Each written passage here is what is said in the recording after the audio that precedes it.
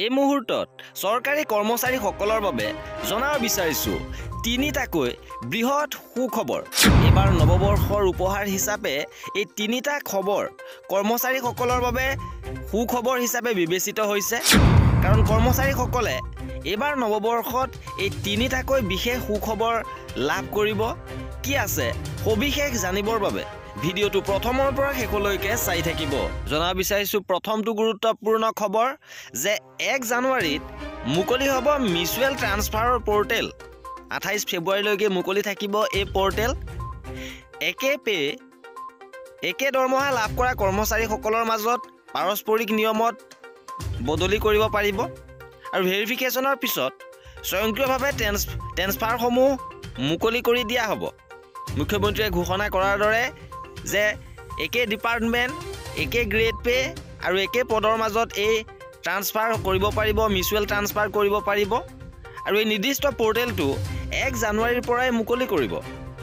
ইপিনে দ্বিতীয়টো গুৰুত্বপূৰ্ণ খবৰ আহিছে দৰমহা বৃদ্ধি সম্পৰ্কত যে 8 পে সন্দৰ্ভত বিভিন্ন জল্পনা কল্পনা চলি আছে। ইয়াৰ মাজতে খবৰ আহিছে যে 25ৰ প্ৰথম ভাগতে আপোনালোকে এই সুখবৰ লাভ কৰিব। লগতে কৰ্মচাৰীসকলৰ 18 মাহৰ DA বকেয়া লাভ কৰিব।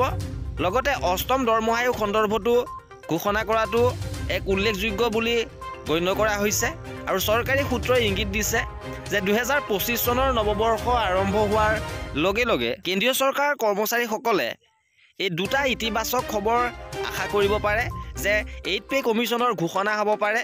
লগতে 18 মাহৰ DA বকেয়া আপোনালোকে লাভ কৰিব পাৰে। একাংশ সংবাদ মাধ্যমৰ বাতৰিয়ে ইংগিত দিয়ে যে কৰোনা মহামাৰীৰ বাবে বন্ধ হৈ থকা 18 মাহৰ ডিয়াৰনেছ ভাত্তা নতুন পৰিসংখ্যা চৰকাৰে প্ৰকাশ কৰিব পাৰে আৰু কেন্দ্ৰীয় চৰকাৰ কৰ্মচাৰী আৰু পেঞ্চনাৰ বাবে 18 মাহৰ DA বাবদ ধন সন্দৰ্ভত বাজেটত ইতিবাচক আপডেট দিয়াৰ সম্ভাৱনা আছে। অৰ্থাৎ বাজেটত আপোনালোকৰ এই 18 মাহৰ DA বকেয়া ঘোষণা কৰিব। লগতে জানুৱাৰী মাহত কৰ্মচাৰীসকলৰ DA 56% অতিক্ৰম কৰিব।